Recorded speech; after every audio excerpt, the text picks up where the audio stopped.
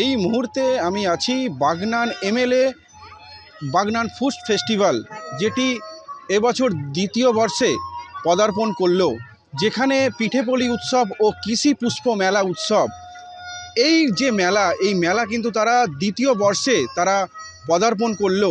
যে মেলার বিশেষ আকর্ষণ পিঠেপুলি, বিভিন্ন ধরনের পিঠেপুলি, বিভিন্ন গ্রাম পঞ্চায়েত, বিভিন্ন জায়গার যারা মানুষজন যারা পিঠে ভালো তৈরি করেন তারা নিয়ে এসে এই যে পুলির যে উৎসব, এই পিঠেপুলি উৎসবে কিন্তু তারা এসেছেন এবং তারা সেই পিঠে এখানে কিন্তু তারা নিয়ে এসেছেন এবং সেটা বিক্রিও করেছেন। তবে আজকের একান্ত সাক্ষাৎকারের মধ্যে দিয়ে যে ছবি দেখা গেছে, সেই ছবিতে দেখা গেল এলাকার যিনি বিধায়ক, সেই বিধায়ক অরুণাভ সেন, তিনি কিন্তু নিজে পিঠে পুলি কিন্তু ওখান থেকে কিনলেন টাকা দিয়ে এবং সাধারণ যে মানুষ তাদেরকে তিনি খাওয়ালেন সেই পিঠে পুলি।